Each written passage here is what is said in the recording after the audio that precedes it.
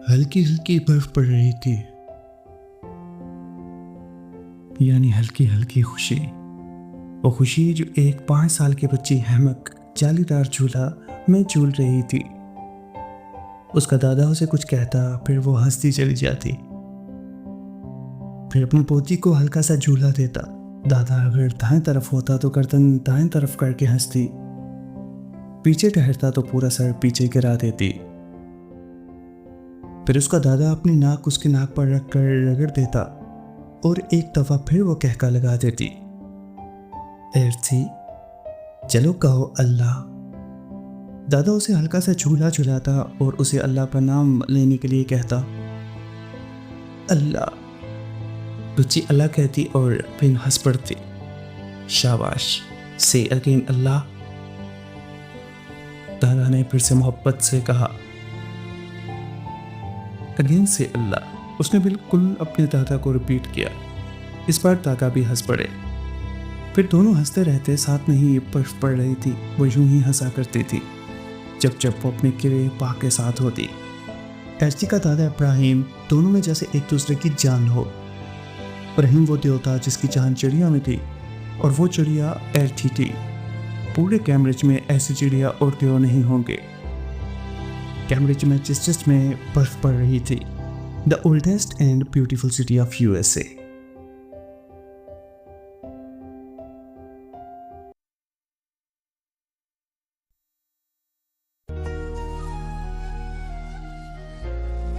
वो दोनों अपनी हथेलियों के कटोरे बनाए अपने चेहरे उसमें गिराए हुए थे और बिना पलक झपकाए सोनपरी देख रहे थे। जैसे ही फ्रूटी ने क्रिस्टन हाथ पे रगड़ा, सोनपरी आ गई। सोनपरी के आते ही फिदक का मुंह खुल गया।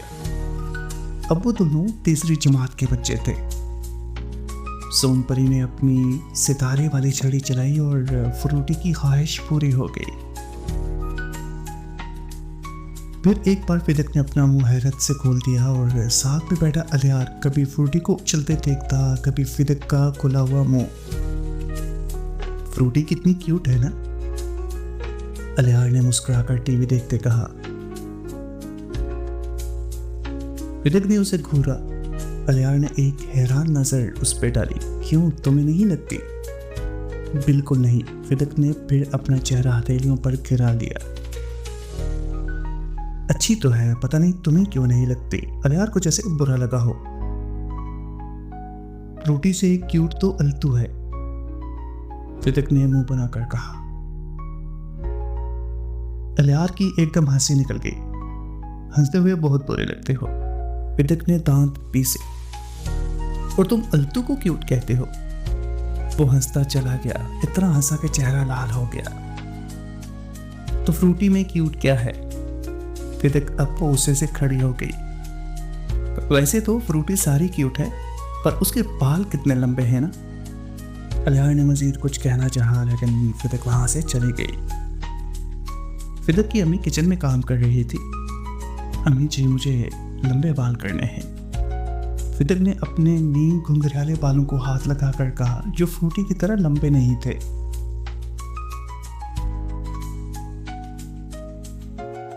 फिदक की अम्मी का चलता हाथ रुक गया। बड़ी हो जाओगी तो बाल लंबे हो जाएंगे। मुझे अभी लंबे बाल करने हैं। फिदक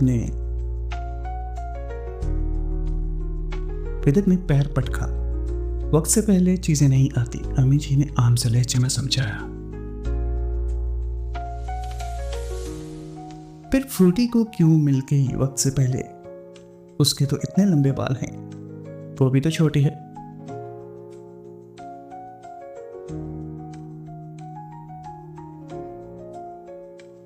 अम्मी जी को सारा मामला समझ आ गया। वो अपनी प्यारी बेटे की बातों से लुत्फ अंदोज होने लगी।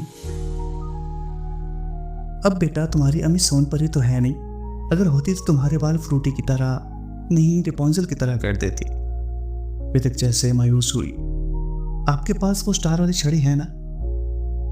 नहीं, नहीं है, अम्मी ने उदास मुंह बनाया। आपको एक छड़ी रखनी चाहिए थी। फिदक को अम्मी जी से एतराज था। बेटा, छड़ी परियों के पास होती है। अम्मी फिर काम पे लग गई। और ये परियां कहाँ मिलती हैं? अब फिदक को परी चाहिए थी। परियां मोती रगड़ने से आती हैं, अम्मी ने टालने के लिए कहा। फिदक उदास होकर किचन के दरवाजे पे ही बैठ गई।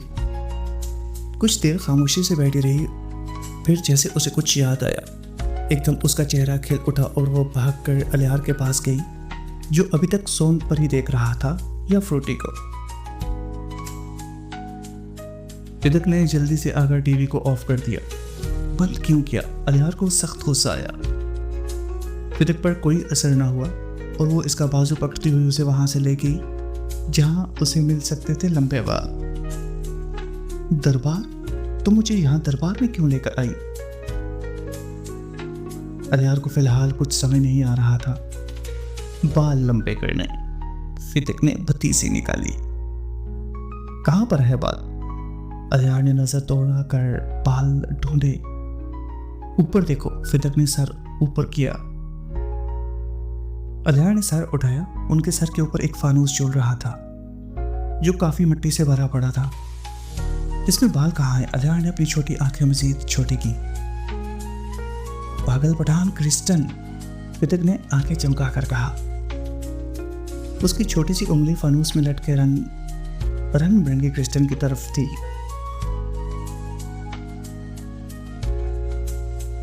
तो अलियार अभी भी समझ नहीं पाया। तो वो छोड़ो मुझे, वो एक वाइट वाला क्रिस्टन चाहिए, फिदक ने हुक्म देते हुए कहा। क्यों? और वो वाइट वाला ही क्यों? अलियार कभी फानूस को देखता, कभी फिदक को। फिदक ने चटाक से माथे पर हाथ मारा, क्योंकि वाइट वाले से ही सोन परी आती है। अलियार के कई रंग चेहरे पर आए और अगले ही लम्हे अलियार ने फिदक को कंधे पर उठाया हुआ था और वो पूरी कोशिश के साथ वो क्रिस्टल निकालने की कोशिश कर रही थी। अलियार को आज पता चला कि फिदक कितनी मोटी है। फिदक कोई भी ले लो ना, व्हाइट क्रिस्टल जरूरी है क्या? अच्छी तरह ठहरो, गंदी तरह नहीं, और सिर्फ व्हाइट से ही सोन परी आएगी। फिदक ने मुश्किल से खुद को बैलेंस कर रही थी।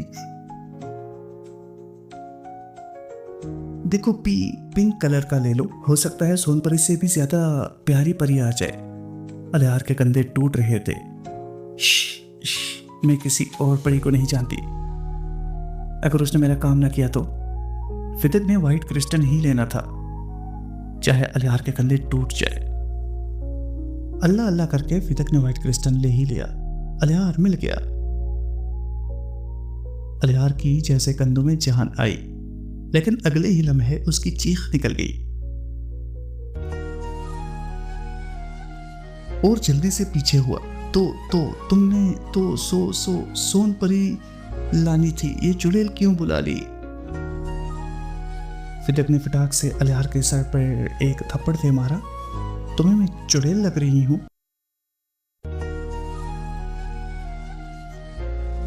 फिदक के नीम घुंघराले बाल मिट्टी और छाले में लिपटे थे। चेहरे पे मिट्टी पड़ने की वजह से इन्हें नक्श तक की समझ नहीं आ रही थी और वो गुस्से से अलियार को देख रही थी, जिसने उसे चुड़ैल कहने की गुस्ताखी की है। डरा रही हो, मार भी रही हो, शक्ल देखो अपनी, खुद डर जाओगी, बुरी लड़की। अलियार अपना मासूम कंधा दबाते हुए बोला। कुछ ही देर में फिदक और अलियार एक तंग गली में बैठे सारे लोगों से छुपकर सोन परी का इंतजार कर रहे थे। सोन परी आजा, सोन परी आजा। फिदक हाथ पे बार बार मोती रगड़ रही थी और फिर जल्दी से दोनों आंखें बंद कर लेते और दोनों आंखें खोलने के बाद मायूस हो जाते। वहां कोई सोन परी नहीं आई। मोती रगड़ रगड़ कर फिदक के हाथों का हश्र बुरा हो गया था। अलियार ने उसकी हथेलियां देखी तो जैसे सदमा लग गया हो। उसने फिदक से मोती लिया और खुद रगड़ने लगा। दोनों की हथेलियां लाल हो गई, पर न सोन परी आई न अल्तू आया। फिदक फ्रूटी को बुलाए, शायद वो आ जाए और हमें बता दे कि सोन परी और अल्तू कहाँ है। अलियार ने कमाल का मशवरा दिया। फिदक अभी भी मिट्टी से भरी बैठी थी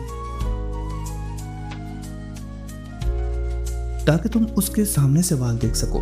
फिदक के चेहरे पर ढेरों मायूसी थी। मैं उसके बाल क्यों देखूंगा? एक और ताज्जुब। तुम्हें उसके बाल अच्छे लगते हैं ना? फिदक ने होंठ लटका कर कहा। नहीं तो मुझे नहीं अच्छे लगते। वाकई अलियार को अच्छे नहीं लगते थे। फिदक को जैसे किसी ने चार्ज कर दिया हो। पर तुमने तो कहा कि वो क्यूट है। उसके बाल देखो, मुझे सब याद है। फिदक एकदम खड़ी हो गई, साथ में अलियार भी। बाल देखो कहा था, मैंने पसंद कब कहा? मुझे तो तुम्हारे बाल पसंद है। फिदक के मिट्टी से भरे बाल छू कर कहा। सोनपरी का जादू चल गया। फिदक खुश हो गई। उसकी ख्वाहिश थी कि उसके बाल अलियार को अच्छे लगे और उसको अच्छे लग गए। फिदक ने क्रिस्टल वहीं फेंक दिया। चलो घर चलते हैं, मेरे प्यारे बालों में खारिश हो रही है मिट्टी की वजह से। क्यों, सोनपरी को नहीं बुलाना?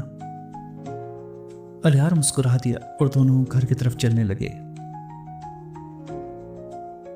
अलियार ने चोरी चोरी वो क्रिस्टल उठाकर जेब में डाल लिया।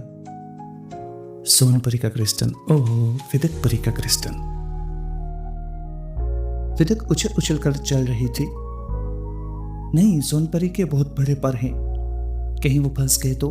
ओहो, ये तो मैंने सोचा नहीं। अलियार ने नकली हैरत का इजहार किया, क्योंकि वो बड़ा बच्चा था, समझदार बच्चा। तुम्हें सोचना चाहिए मेरी तरह, फिदक इतरा के बोली। ओहो, अब उनकी आवाजें दूर होती गई। जेमी का प्लान। कैमरेज का एक इलाका जहां देव और चिड़िया का घर था।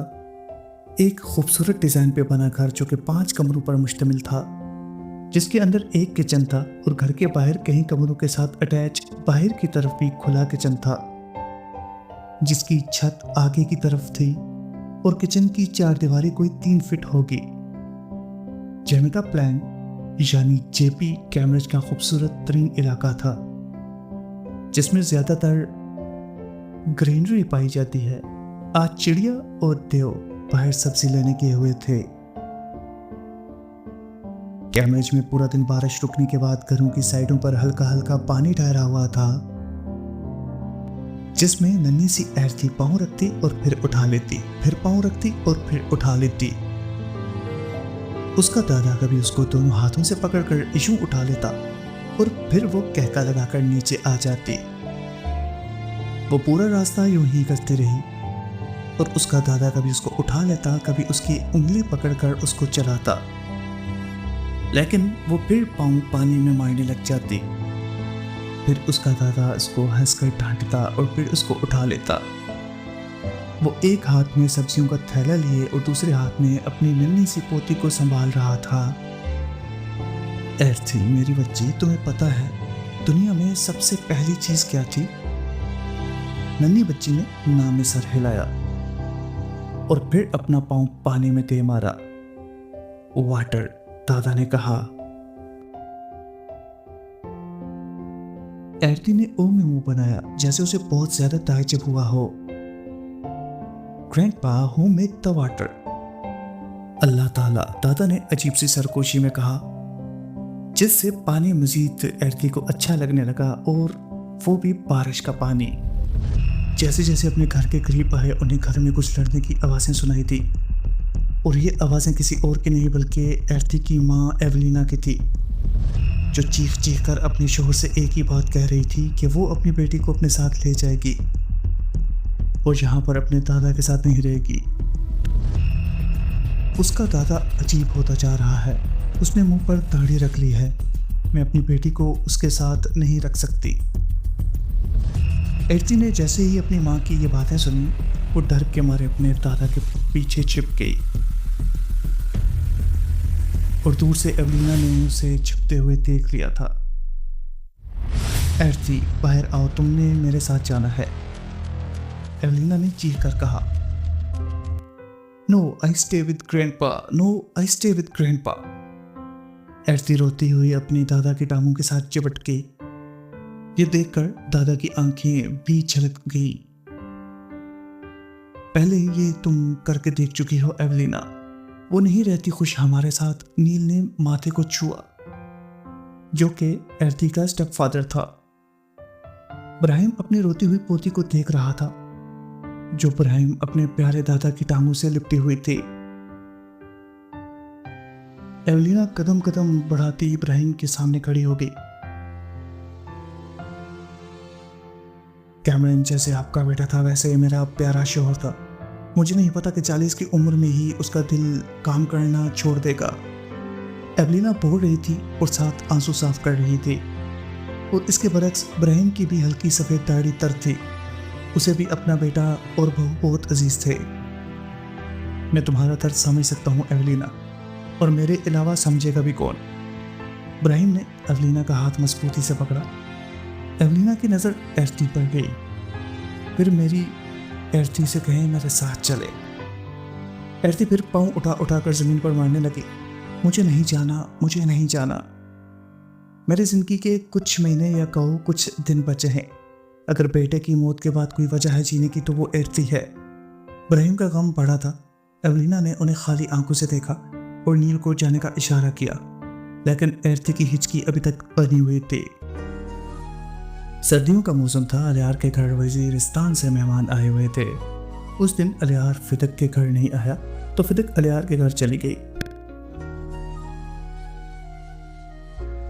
नसरीना खाला ने जैसे फिदक को देखा तो जल्दी से फिदक के पास आ गई।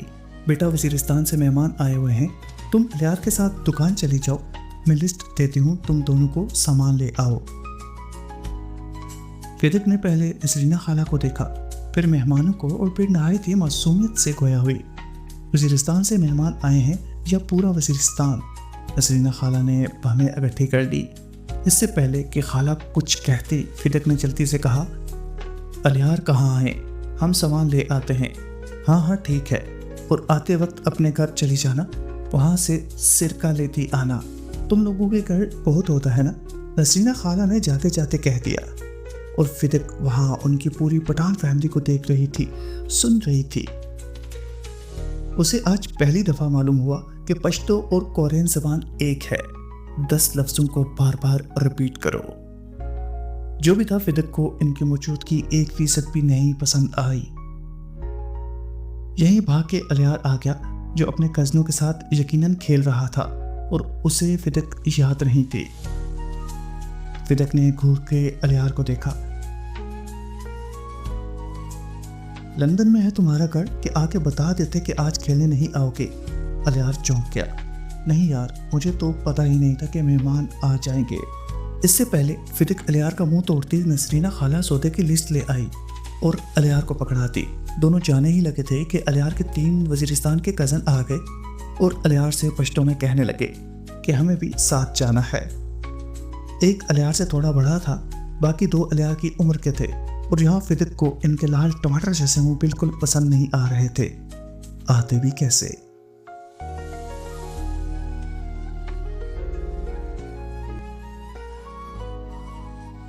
तीनों इन दोनों के साथ चल पड़े।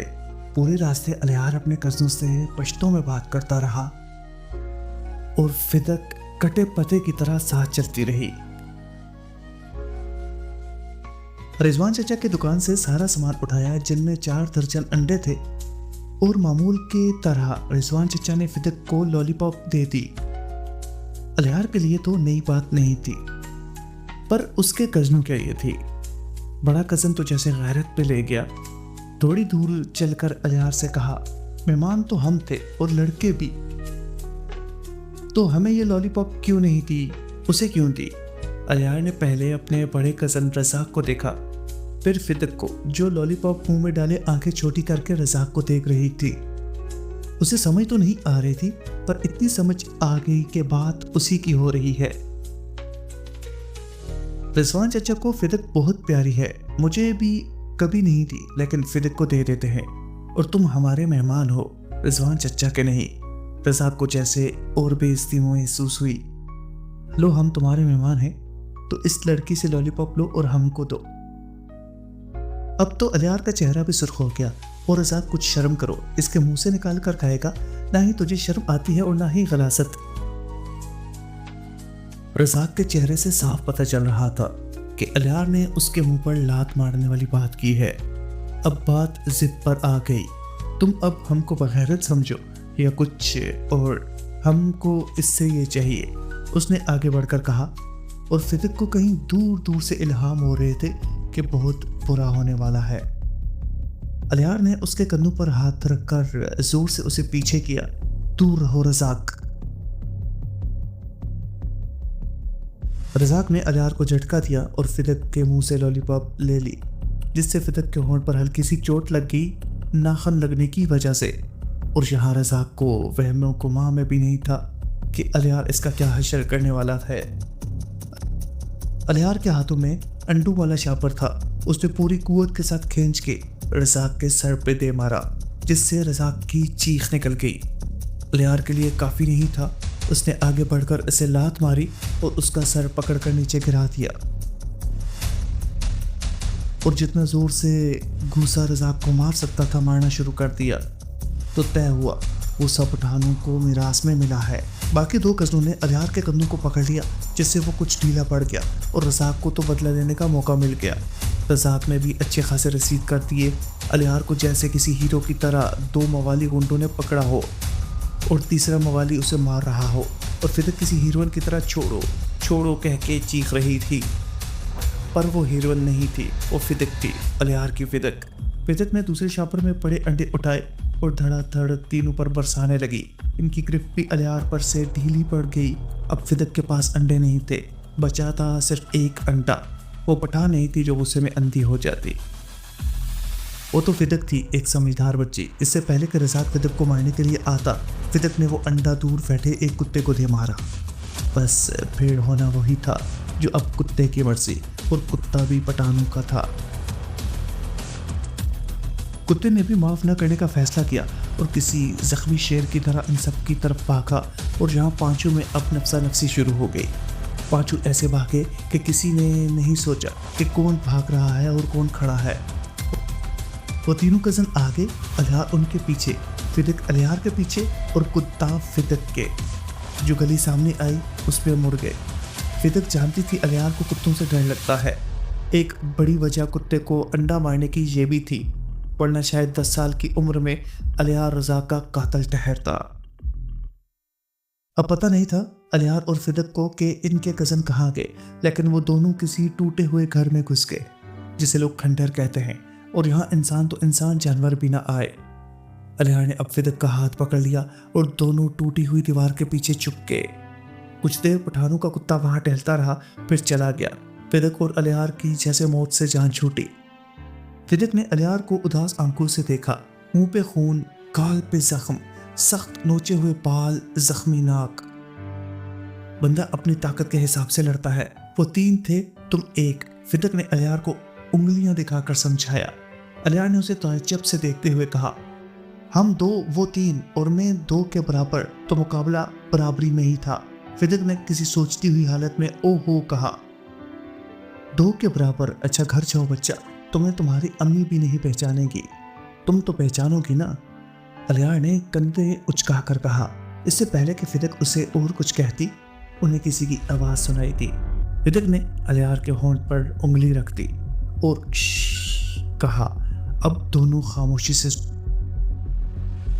दोनों ने दिल ही दिल में सोच लिया कि आज दोपहर को ही उन्हें जिन दिखने वाले हैं। और बड़े कहते हैं कि जो जिन देख ले वो सारी उम्र बाल नोचते रहते हैं। दोनों टूटी हुई दीवार से ऐसा ऐसा बाहर निकले और दबे पांव आवाज की तरफ जाने लगे। टूटी हुई दीवार के अंदर जाने वाले रास्ते के उस पार टूटे हुए दरवाजे के साथ कोई था। फिदक थोड़ी डर गई और अलियार का हाथ जोर से पकड़ लिया। अलियार, अगर भूत हुए तो? फिदक ने सरगोशी से उसके कान में कहा। भूत बोलते नहीं, उनकी जुबान नहीं होती। फिदक का जैसे वजूद हल्का हो गया। फिदक ने जोर से हैरत का इजहार किया। अलियार ने जल्दी से उसे कहा, बोल नहीं सकते पर सुन सकते हैं। फिदक ने दोनों हाथ अपने मुंह पर रख लिए कि जैसे उसकी सांस भी सुन लेंगे। दोनों थोड़ा और करीब हुए तो आवाज साफ हो गई। आवाज जानी पहचानी थी दोनों के लिए। फिदक ने गौर किया तो मुंह में बड़बड़ाई, आसिया बाजी यहाँ? और यही अलियार भी बोल पड़ा, अब्दुल रऊफ लाला, आसिया बाजी। वहीं टूटी हुई दरवाजे के पार अब्दुल रऊफ और आसिया ने भी आवाज सुन ली और जल्दी से सामने आ गए। अब चारों एक दूसरे के आमने सामने थे। अलियार और फिदक को इनको देखकर लगा कि उनकी जवानी ठहरी है और अब्दुल रऊफ और आसिया को लगा कि उनका बचपन ठहरा है। अब दोनों के पीछे भी कुत्ता लग गया था क्या? फिदक ने मासूमियत से पूछा। ये मुझसे ट्यूशन पढ़ने आते थे। आसिया ने अब्दुल रऊफ की तरफ इशारा किया। अच्छा, अलियार संजीदा ठहरा था। फिर इनका बस्ता कहाँ है? फिदक ने इधर उधर बस्ता ढूंढा। घर भूल गए, आसिया ने नजर चुरा कर कहा। लाला खुद इतने काबिल हैं, हर दफा पहले नंबर पर आते हैं। इन्हें क्या जरूरत बाजी आपसे पढ़ने की? अलियार ने दोनों हाथ सीने पे बांध लिए और आंखें भी सख्त कर ली। बस एक बहुत मुश्किल सबक था जो मुझसे याद नहीं हो रहा था। अब्दुल रऊफ ने बात समझाई। फिदक ने आसिया को सजा सवरा देखकर कहा, पर आपको तो पड़ता है। वो ट्यूशन वाली बाजी का अपनी शागिर्दों से पढ़ता नहीं होता। देखो, मैं अलियार से भी नहीं करती पढ़ता, आसिया ने समझाते हुए कहा। उफ, ये बच्चे हैं या बुजुर्ग, पर अलियार तो बच्चा है। फिदक ने चुप न होने की जैसे कसम खा ली हो। पूरे 10 साल का है और इसकी बातें कहाँ से बच्चों वाली हैं। अब्दुल रऊफ ने अलियार की तरफ हाथ लंबा किया। आप कितनी फीस देते हैं बाजी को? अब के फिदक की दिलचस्पी फीस में थी। आसिया ने अब्दुल रऊफ की तरफ देखा। मैं तो इनका कर्जदार हूँ, हमसे तो यकम से पहले फीस मांगती हैं। फिदक ने दोनों हाथ कमर पर रख दिए। काश बड़े आ जाते, लेकिन ये फिदक और अलियार ना आते, दोनों ने दिल में सोचा। देखो फिदक, अलियार, मैं तुम दोनों की बाजी हूँ और तुम दोनों मेरे ज़हीन तरीन बच्चे हो और मैं तुम दोनों पर बहुत भरोसा करती हूँ। मैं राज दे रही हूँ, अगर तुम दोनों ने किसी को बताया कि मैं और अब्दुल रऊफ एक साथ सबक पढ़ रहे थे तो मैं फिदक की अम्मी से कह दूंगी कि बस फिदक 9 साल की है, उसे पर्दा दे दे, फिर तुम दोनों साथ नहीं खेल पाओगे। आसिया ने आखिर में इनकी कमजोरी पे हाथ रखा। फिदक और अलियार एक दूसरे को देखने लगे। अब वादा करो कि किसी को नहीं बताओगे। आसिया ने आगे हाथ बढ़ाया। दोनों ने वादा दे दिया जो नहीं देना चाहिए था।